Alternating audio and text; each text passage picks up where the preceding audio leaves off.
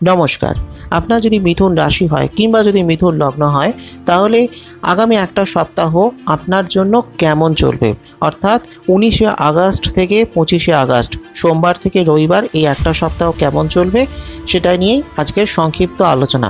প্রথমে জেনে নেওয়া যাক যে এই সপ্তাহে 9টি গ্রহ কোথায় অবস্থান করছে বা গোচর করছে। প্রথমেই যেটা হলো যে মঙ্গল এবং বৃহস্পতি তারা আপনার দ্বাদশে বৃষ রাশিতে অবস্থান করছে। রবি শুক্র থাকছে আপনার সিংহ রাশিতে, যেটা হয়ে গেল তৃতীয় স্থানে। কেতু থাকছে কন্যায় অর্থাৎ আপনার চতুর্থে। শনি থাকছে কুম্ভে এবং রাহু থাকছে মীনে অর্থাৎ আপনার দশমে অবস্থান করছে। 19 তারিখ চন্দ্র মকরে থাকছে, 20 তারিখে কুম্ভে প্রবেশ করছে, 22 তারিখে মীনে, 24 তারিখে মেষে প্রবেশ করবে। অন্যদিকে 19 থেকে 21 তারিখ পর্যন্ত বুধ থাকছে সিংহ রাশিতে অর্থাৎ আপনার তৃতীয়, এবং তারপর 22 তারিখ থেকে বক্রী হয়ে তিনি কর্কটে প্রবেশ করবেন। তো এটা হলো বর্তমানে গ্রহের অবস্থান, এবং সেই অনুযায়ী আপনার ওপর কী প্রভাব পড়বে সেটা সংক্ষেপে জেনে নেওয়া যাক। প্রথম কথা হলো, যেহেতু দ্বাদশে বৃহস্পতি অবস্থান করছে, ফলে মোটামুটি চলবে আপনার বৃহস্পতি মঙ্গলের দ্বাদশে অবস্থান। কিছু পজিটিভ এফেক্ট থাকবে, আবার কিছু কিছু জায়গায় একটু সমস্যা হতে পারে, কিছু মানসিক কিছু সমস্যা হতে পারে, একটু খিটখিটে স্বভাবের বা একটু মেজাজ গরম, মাথা গরম, এই ধরনের কিছু সম্ভাবনা আসতে পারে। নিজের বাক, নিজের কথাবার্তার ওপর নিয়ন্ত্রণ রাখুন। কারোর সঙ্গে প্রয়োজনে বা অপ্রয়োজনে কোনো দুর্ব্যবহার বা খারাপ ব্যবহার কিন্তু আপনি করে ফেলতে পারেন। তাই নিজের ব্যবহার, নিজের আচরণের ওপর কিন্তু সবসময় নিয়ন্ত্রণ রাখুন। এই সপ্তাহ কিন্তু আপনাকে নিজের আচরণের ওপর অনেক বেশি নিয়ন্ত্রণ রাখতে হবে। অর্থ সংক্রান্ত বেশ কিছু সমস্যার সমাধান হবে ঠিকই। খরচ ব্যয় বৃদ্ধি যেটা হচ্ছিল সেটা অনেকটা কন্ট্রোলে আসবে, কিন্তু টাকা পয়সা ইনকাম নিয়ে কিছু কিছু সমস্যা হলেও হতে পারে। তবে হ্যাঁ, যদি কোনো সমস্যা হয়ও সেখান থেকে আপনি বেরিয়ে আসতে পারবেন।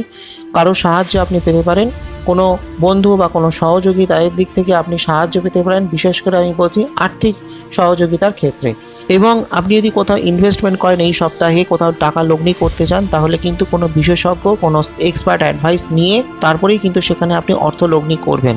তাছাড়া কর্মক্ষেত্রে কিন্তু আপনার মোটের ওপর ভালো, তবে ছোটোখাটো কিছু সমস্যা, অল্পবিস্তর কিছু প্রবলেম এগুলো কিন্তু হতে পারে কোনো সহকর্মীর সঙ্গে, আপনার চাকরি ক্ষেত্রে বা আপনার ব্যবসায়, আপনার যারা ক্লায়েন্ট তাদের সঙ্গে কিছু দুর্ব্যবহার, কিছু অশান্তি এগুলো কিন্তু হয়ে যেতে পারে। তাই নিজের ব্যবহার, নিজের কথাবার্তার ওপর ভীষণ রকম নিয়ন্ত্রণ রাখুন। তাছাড়া এমনিতে কিন্তু আপনার কর্মক্ষেত্রে বেশ উন্নতির সম্ভাবনা রয়েছে। আপনার রাশির অধিপতি বা আপনার লগ্নপতি বুধ যেহেতু তিনি কর্কটে গিয়ে বক্রী হয়ে রয়েছেন, ফলে সেক্ষেত্রে তিনি কিন্তু আপনার রাশিরও ফল তুলবেন। ফলে সেক্ষেত্রে বেশ কিছু জায়গায় কিন্তু আপনার উন্নতি হবে। ব্যবসায়ীদের জন্য মোটামুটি আপনার চলবে, ব্যবসায় একটা ধীরে ধীরে উন্নতি হবে। আবার আপনি যদি কোনো ফ্রিল্যান্স কোনো কাজ করেন তাহলেও কিন্তু আপনার বেশ উন্নতি হওয়ার সম্ভাবনা রয়েছে। পারিবারিক জীবন মোটের ওপর চলবে, পরিবারকে নিয়ে আপনার একটা ভালোই সময় চলবে। দাম্পত্য জীবন মোটামুটি চলবে, খুব একটা অসুবিধে আপনার দাম্পত্য জীবনে আসবে না।